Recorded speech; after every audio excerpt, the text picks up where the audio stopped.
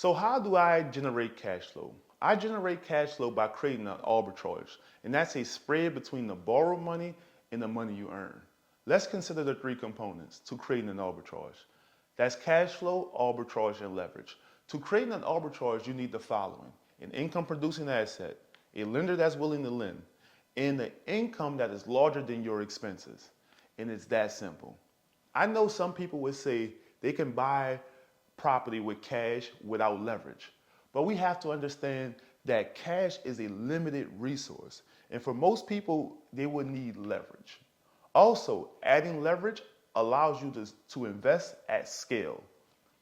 Let's consider investors and business owners that apply these components to creating that arbitrage. You have an investor that is buying a duplex.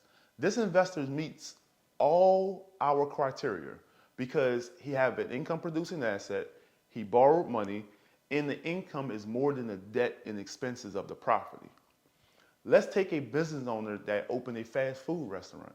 This business owner has an income producing asset. He was able to get someone to lend, and the income covers the debt and expenses. So he created an arbitrage as well. In those two examples, both the person that bought the rental property and the person that opened the fast food restaurant both successfully created an arbitrage. Although, did they create actual freedom? I suppose not. The rental property owner have to deal with the day-to-day of managing property and tenants, and the business owner have to deal with the day-to-day of running a business. Is there a better option out there? In both of the examples, I see a bunch of headaches. Let's suppose you could buy this yellow folder, and with that yellow folder, you could generate $300 in positive cash flow. You meet all of the requirements. The yellow folder is an income producing asset. You was able to get someone to lend on it, and you was able to collect an arbitrage. Also, this yellow folder is headache free. You could put it in a file cabinet and it makes you money. Guys, if I'm adding any value, consider subscribing to the channel. Now, do they have an investment out there like this? Do they have something that is a really close equivalent to this yellow folder? I have a question for you.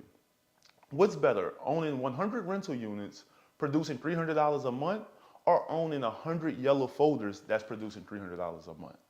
Comment your answer in the comments below. You guessed it, 100 yellow folders. If you find an investor that glorifies owning a whole bunch of property, they just don't own enough. The reason why the yellow folders are better than the rentals is because it doesn't require tenant placement, any maintenance, or costs. Owning the yellow folder, on the other hand, you have a different quality of life. You don't get woke up in the middle of the night because there is a roof leak. We all know that owning a yellow folder is not a real investment, but what's inside the yellow folder is. What's inside this yellow folder is a real investment. It's the closest equivalent. The equivalent to the yellow folder are mortgages. They have someone out there that owns 100 mortgages, and it fits into a file cabinet collecting dust and also $300 a month. If you want to learn how to invest with banker principles, like we're talking about in this video, join our community. It's actually no risk to you because we have a 7-day free trial. The link is in the description. Mortgages meets our criteria. It's an income producing asset, you could get leverage, and it has a positive cash flow. Let's compare the rental property owner and the mortgage owner. Rental property owners have to manage the property, find tenants, evict tenants, collect rent, screen tenants, maintenance, deal with turnover. Mortgage owners shifts all of the risk and responsibilities to that borrower.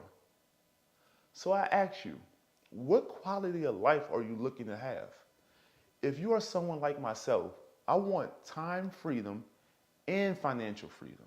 And owning 100 units do not give you time freedom. At Vertical Capital, we adopt the banker principles with all our investments and decisions. In the game of Monopoly, they have one player that always wins, and that's the bank. Guys, subscribe to the channel. See you on the next video.